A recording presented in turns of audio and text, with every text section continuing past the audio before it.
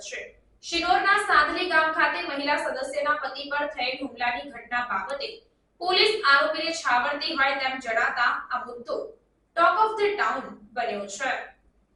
વડોદરા જિલ્લાના શિનોરના સાદલી ગામ ખાતે તારીખ 26 માર્ચ 2024ના રોજ જૂની અદાવતને લઈને સાદલી ગ્રામ પંચાયતના મહિલા સરપંચના પુત્ર જયમીન પટેલે મહિલા સદસ્યના પતિ સરફરાઝ નકુમ પર ગ્રામ પંચાયત ચોરા પાસે જાહેર માર્ગ પર લાકડીના ફટકા મારી જીવલેણ હુમલો કરી તે ભાગી છૂટ્યો હતો।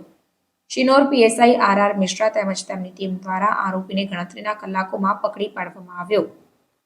જાહેર માર્ગ પર બનેલ આ બનાવ હોય તેમજ જયમીન પટેલ દ્વારા અદાવત રાખી અચાનક હુમલો કરી સરફરાઝ નકુમ લાકડીના જીવલેણ 4-5 ફટકા તેમજ લાત મારતા કાળજુ કંપાવનાર દ્રશ્યો સીસીટીવી કેમેરામાં કેદ થયા હતા। પ્રાપ્ત માહિતી અનુસાર લાકડીના 4-5 ફટકાના ગંભીર મારથી અધમુઓ બેભાન થયેલ સરફરાઝ નકુમને લોકો દ્વારા તાત્કાલિક સાદલીની વિઘ્નહરા હોસ્પિટલ ખાતે સારવાર અર્થે ખસેડવામાં આવ્યો હતો। જાહેર માર્ગ પર આ સમગ્ર ઘટના બનેલ હોય તેમજ સમગ્ર ઘટનાના સીસીટીવી ફૂટેજ પણ સામે આવ્યા હોવા છતાં જાણે કે શિનોર પોલીસ આરોપીને છાવરવાની કોશિશ કરતી હોય તેમ સ્પષ્ટ દેખાઈ આવતા લોકચર્ચાનો વિષય બન્યો છે।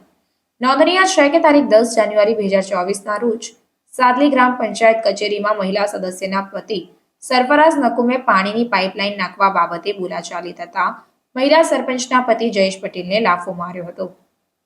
તો શિનોર પોલીસ દ્વારા આ ગ્રામ પંચાયત કચેરીમાં બનેલ બનાવના પ્રકરણમાં સરફરાઝ નકુમ પર વિવિધ કલમો હેઠળ ગુનો નોંધી કાયદેસરની કાર્યવાહી કરાઈ હતી।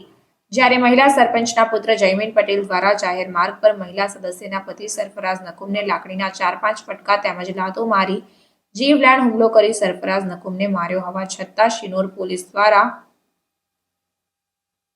ગુનો નોંધવામાં આવ્યો છે।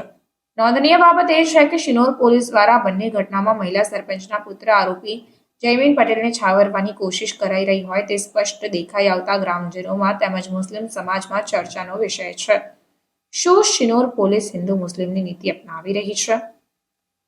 શિનોર પોલીસ દ્વારા આરોપી પાસેથી કોઈ રૂપિયાનો વહીવટ કરવામાં આવ્યો છે કે કોઈ રાજકીય દબાણ આવ્યું છે? એ પ્રશ્ન લોકોમાં ચર્ચાઈ રહ્યો છે। શું શિનોર પોલીસ આરોપી જયમીન પટેલને કસ્ટડીમાં રાખ્યો છે તો કેટલા સમય? વડોદરા જિલ્લા પોલીસ દ્વારા શું તટસ્થ તપાસ કરવામાં આવશે ખરી તેવી લોક ચર્ચાઓ ઉઠી રહી છે।